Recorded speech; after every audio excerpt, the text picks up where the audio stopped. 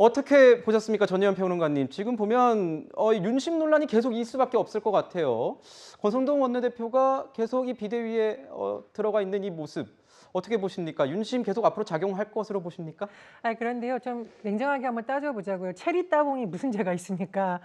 내부 총질이라는 표현을 보낸 윤석열 대통령과 그 문자를 또 노출시켰던 권성동 원내대표, 사실은 두 사람의 합작품으로 해서 현재 비대위까지 오게 됐다는 것이 좀 더 냉정한 분석이 맞다라고 보고요. 네. 만약에 내일 결과를 봐야겠습니다만 법적으로 이준석 대표가 문제제기한 부분에 대해서 가처분 결과상 인용이 나온다면 권성동 원내대표에 대한 불만은 불가피하게 당에서 나올 수밖에 없다고 생각을 합니다. 왜냐하면 지금 윤석열 정부 초기인데 우리가 살펴볼 지지율이나 이런 거 봐도 좋지 않아요. 계속 위기 상황이에요. 네. 그리고 말씀해 주셨듯이 여야가 손을 맞잡고 뭔가를 해서 법적으로 풀어야 윤석열 정부의 국정과제가 하나하나 풀릴 텐데 그 상황도 아닙니다. 그렇다고 지금 원내에서 어떤 권성동 원내대표가 리더십을 발휘했다라고 보기에도 문제가 있는 것이, 과거에 검찰 수사기소 분리 법안 관련해서도 한번 여야 합의 파기해서 당 안에서부터 난리가 난 적이 있습니다. 이런 것들이 누적되어 왔기 때문에 어떤 가처분이라는 하나의 문제가 아니라 그동안 누적되었던 불만을 폭발시키는 도화선이 되지 않을까, 그렇게 전망이 됩니다. 그렇군요. 자, 이준석 전 대표의 여론전은 어제 오늘 쉬지 않고 이어지고 있습니다. 오늘은 또 무슨 말을 했는지 함께 들어보겠습니다.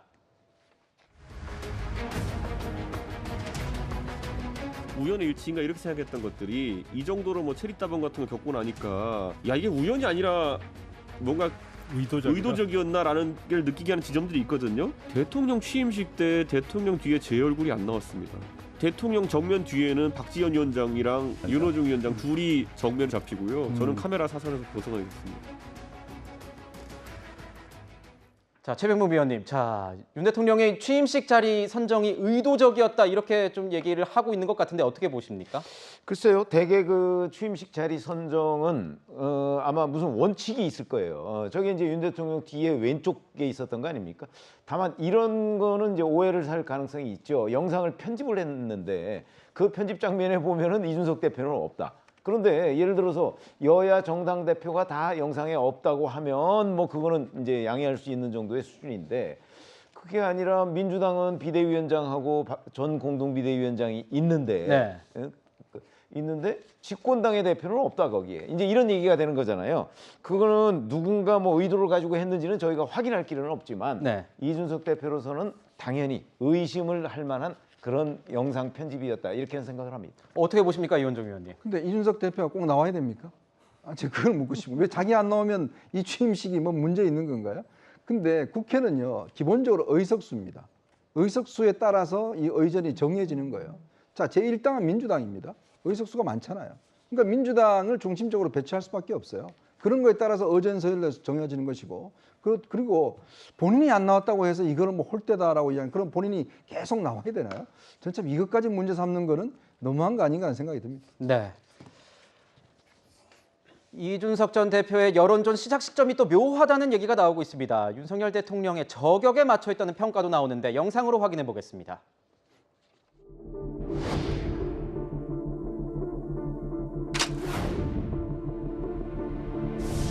저는 현재 개인적으로 수모죠. 왜냐하면 하는 거를 다른 사람 있는 자리에서 하는 거거든요.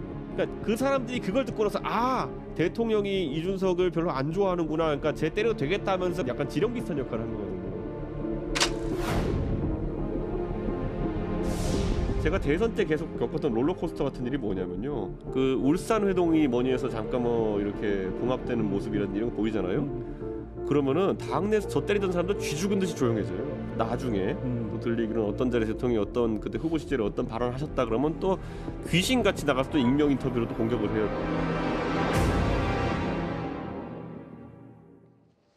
자, 이준석의 타임테이블에 지금 관심이 쏠리고 있습니다. 윤석열 대통령을 저격한 것이 맞느냐 이런 얘기가 나오는데, 공교롭게도 내일이 이 윤석열 대통령의 취임 100일 날인데 가처분 신청 결과까지 나온단 말이에요. 서영주 대변인께서 보시기에는 이건 다분히 의도적이라고 보십니까? 아니면 어떻게 공교롭게 맞춰졌다라고 보십니까? 의도적인 것도 있고 아니 우연인 것도 있고 그런 것 같아요. 왜냐면은 이제 광복절 부분들 13일 이런 날짜들에 대해서 본인의 라디오 인터뷰를 쭉 진행했던 것들은 다소 의도적인 부분이 있는 것 같고요. 하지만 뭐 가처분 신청 이런 부분들은 이건 정해져 있었던 거잖아요. 그래서 이거는 좀 오해 소지가 있다. 근데 이준석 전 대표를 보면 제가 늘 하는 말이지만 이준석은 참지 않는다.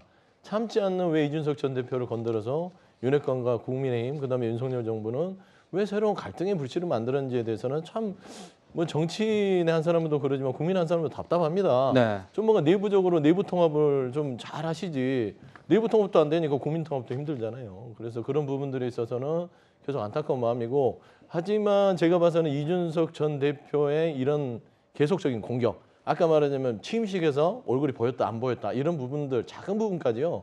이준석 대표 굉장히 집요하고요. 네. 공격할 때 그다음에 타이밍 잡는 거 이런 부분들이 굉장히 기술적으로 뛰어난 친구다.